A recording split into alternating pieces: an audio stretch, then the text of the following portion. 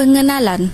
Watak bermaksud pelaku atau asli dalam sesebuah cerita. Watak-watak ini diciptakan untuk mendukung peranan atau diberi fungsi untuk mendukung idea pokok dan mengembangkan idea berkenaan hingga berjaya mencapai matlamatnya. Manakala, pewatakan pula merupakan satu cara tentang pengarang mencipta dan menyusun serta memperlakukan apa saja ke atas watak-watak ciptaannya itu. Pewatakan dalam sesebuah cerita itu merupakan penggerak yang melancarkan perjalanan cerita dalam cerita tersebut. Kegagalan pengarang menghidupkan watak-watak akan mencacatkan plot cerita tersebut.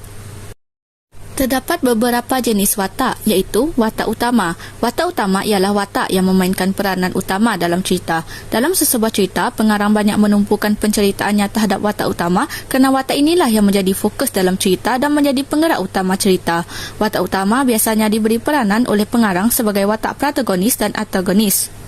Watak protagonis, watak utama yang menonjolkan sifat-sifat baik. Biasanya watak ini menggerakkan cerita ke arah keadaan yang positif. Watak antagonis pula ialah watak utama yang sering menimbulkan konflik dan menentang watak protagonis. Watak bulat atau bundar, watak utama yang dibangunkan secara keseluruhannya.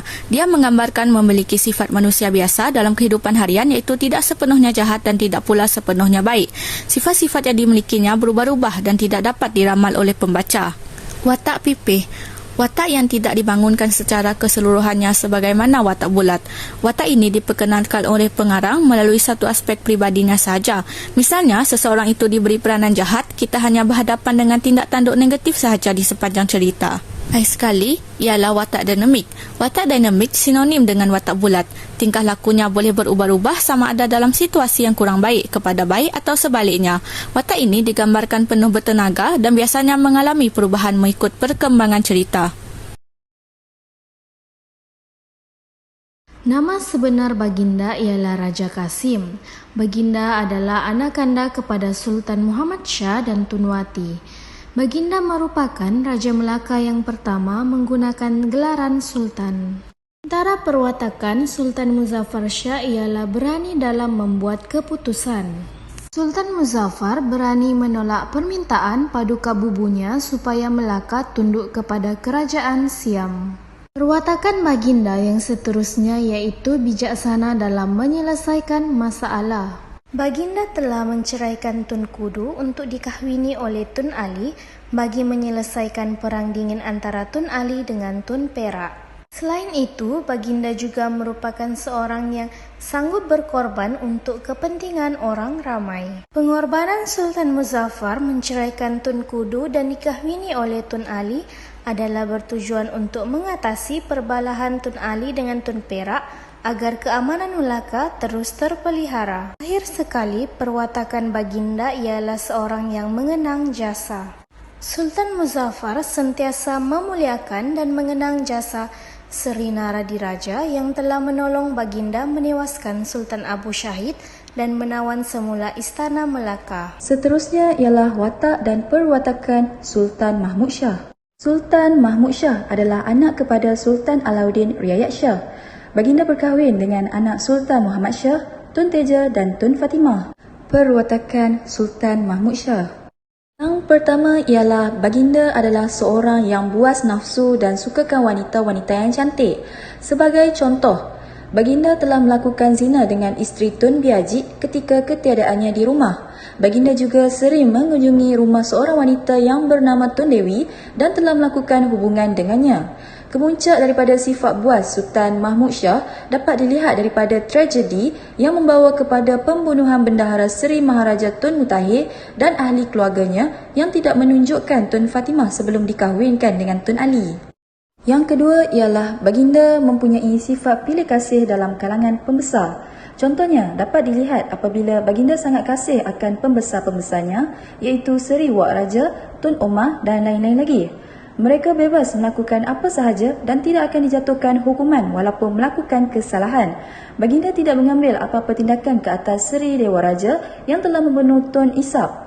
Baginda sentiasa melindungi pembesar-pembesarnya dan dapat dilihat bahawa Baginda tidak berlaku adil dalam pemerintahannya. Seterusnya ialah Baginda seorang yang berdendam.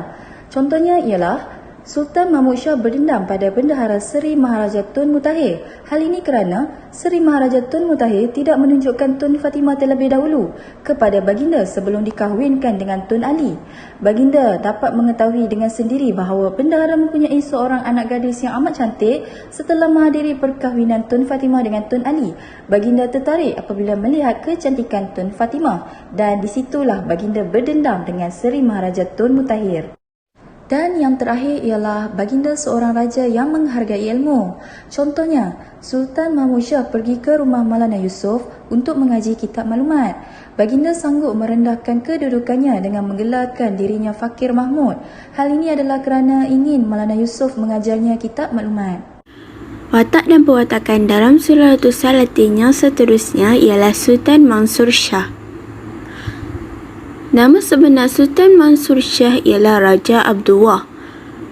Baginda merupakan anak anda kepada Sultan Muzaffar Shah. Baginda telah berkahwin dengan Puteri Onang Sari dan dikurniakan 2 orang anak yang bernama Raja Muhammad dan Raja Ahmad. Baginda juga telah berkahwin dengan Raden Galuh Cendrakirana dari Majapahit dan Puteri Hang Liu dari China. Perwatakan Sultan Mansur Shah. Sultan Mansur Shah seorang yang berpandangan jauh. Buktinya, baginda telah mengadakan hubungan diplomatik dengan kerajaan Majapahit, Siam dan China. Melalui hubungan diplomatik ini, Melaka berjaya meluaskan pengaruh dan kekuasaannya. Selain itu, Sultan Mansur Shah seorang yang bijak membuat keputusan.